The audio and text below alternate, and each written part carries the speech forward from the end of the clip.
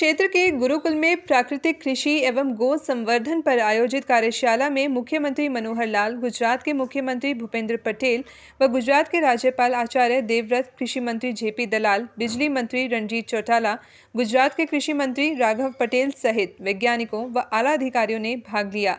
आचार्य देवव्रत बोले, प्राकृतिक खेती से उर्वरा शक्ति बढ़ने के साथ साथ कृषि लागत शून्य होती है। तो हरियाणा के कृषि मंत्री जेपी दलाल ने कहा, प्राकृतिक खेती से किसानों की होगी कायाकल्प। गुजरात के राज्यपाल आचार्य देवव्रत ने कहा कि प्राकृतिक खेती किसी भी तरह से रासायनिक खेती से कम नहीं है। प्राकृतिक खेती करने से जहां जमीन की उर्वरा शक्ति बढ़ती है, वहीं लागत नाम मात्र रहती है तथा पर्यावरण और पानी का संरक्षण होता है।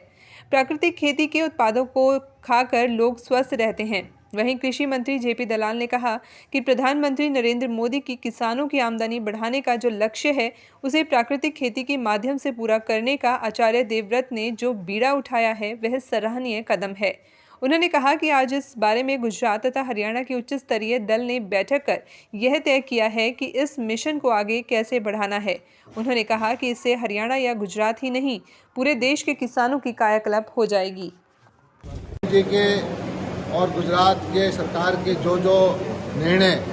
ऐसे हैं जो हमने नहीं ले रखे, उन सब की चर्चा हुई और हमारे मुख्यमंत्री जी ने कहा है कि वो ऐसे कोई निर्णय हैं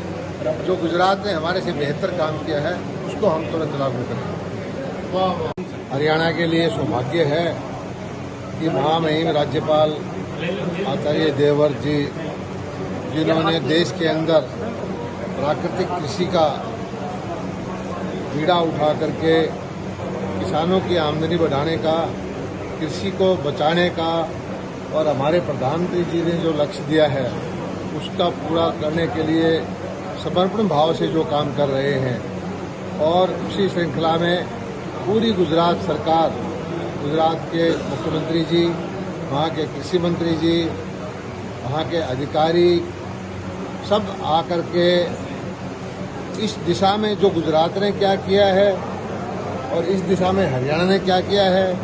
हमने सारी आदान प्रदान किया और मिलकर के नीतियां बना करके इस अभियान को कितना जल्दी हम कामयाब करें, ऐसी चर्चा आज हमने की है। और हमें पूरा विश्वास है कि ये एक जन आंदोलन बन चुका है और देश के किसान के लिए ये जो है प्राकृतिक कृषि एक जीवनदायिनी, मानवता के लिए अच्छा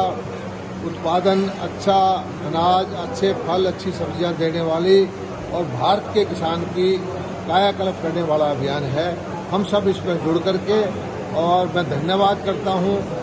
महामहिम राज्यपाल आचार्य देवव्रत जी ने, जिन्होंने पूरी कमिटमेंट से भारत के यशस्वी प्रधानमंत्री श्रीमान नरेंद्र मोदी जी, जो भारत का गौरव है, भारत की प्रतिष्ठा है, भारत का सम्मान है, जिन्होंने विश्व में भारत की गरिमा और गौरव को बढ़ाया है, भारत के चहुमुखी विकास के लिए बहुत बड़ा काम वो कर रहे हैं। ऐसे महान व्यक्तित्व का इस देश का प्रधानमंत्री हो, हर भारतवासी के लिए गर्व की बात है। हम सब परमात्मा से कामना करते हैं, ईश्वर उनको स्वस्थ रखे, उनकी आयु दीर्घायु होवे और वो और यशस्वी होते रहें और इस देश का गौरव गरिमा विश्व में यूं ही बढ़ाते रहें। उनके जन्म दिवस पर हम ढेर सारी शुभकामनाएं पूरी गुजरात सरकार, गुजरात की जनता, हरियाणा प्रदेश, यहाँ की सरकार, यहाँ की जनता, उनके प्रति बहुत मंगल और शुभकामनाएं व्यक्त करती है। माननीय मुख्यमंत्री श्री भूपेंद्र भाई पटेल जी, वहाँ के कृषि मंत्री श्री राघव पटेल जी और अन्य उच्च अधिकारी कृषि यहाँ पधारे। इसी के साथ हरियाणा प्रदेश के मुख्यमंत्री माननीय मनोहर लाल जी और प्रदेश के कृषि मंत्री माननीय श्री जेपी दलाल जी और हरियाणा के बिजली एवं जेल मंत्री चौधरी रणजीत सिंह जी हमारे बीच में उपस्थित हुए और अनेक साइंटिस्ट और कृषि वैज्ञानिक बीसी प्राकृतिक खेती को देखने के लिए यहाँ खेत में पधारे। और सबने अनुभव किया है कि प्राकृतिक खेती में रासायनिक खेती से उत्पादन कम नहीं होता,